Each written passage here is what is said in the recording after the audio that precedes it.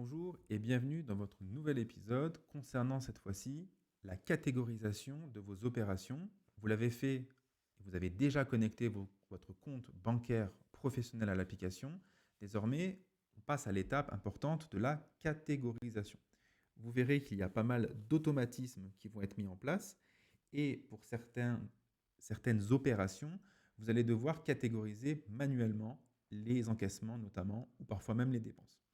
Toutes les opérations bancaires vont être ici dans Finance Banque et vous allez parfois avoir le logo qui vous invite à catégoriser vos dépenses et vos encaissements. Pour ce faire, vous allez cliquer sur le bouton catégoriser qu'il y aura en dessous et vous aurez accès à toute la liste des catégories. Vous pouvez taper par mots-clés, parfois c'est largement plus simple. Vous allez chercher par exemple un frais de restauration, restaurant, et vous allez directement trouver la catégorie restaurant. Voilà pour la catégorisation des dépenses. Et pour les encaissements, ici, un encaissement de 462 euros. Vous allez avoir accès aux catégorisations globales ici.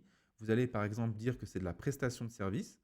Et il va falloir, dans la liste, trouver quel type de prestation de service a été faite à taux normal, 20%, à taux réduit, à taux intermédiaire et parfois sans TVA si votre client est européen ou étranger par exemple. Vous pouvez aussi mettre en place des règles d'affectation.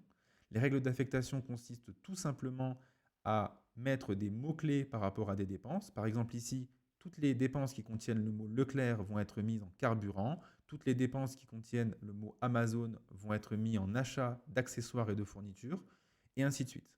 Je vous invite à échanger avec votre comptable pour découvrir les meilleures règles d'affectation concernant votre activité. Il y a des règles personnelles, il existe aussi des règles générales que vous pouvez aller analyser. Les règles générales permettent de façon, on va dire, collective d'utiliser le savoir, c'est-à-dire qu'on sait désormais que toutes ces marques-là, tous ces libellés-là correspondent à du carburant. Voilà pour la catégorisation. N'oubliez pas de suivre les prochains épisodes. La catégorisation n'est qu'un euh, palier qui va vous permettre d'avoir beaucoup de statistiques qu'on verra dans l'épisode qui vous parlera notamment des tableaux de bord. Merci d'avoir suivi cette vidéo et à très vite.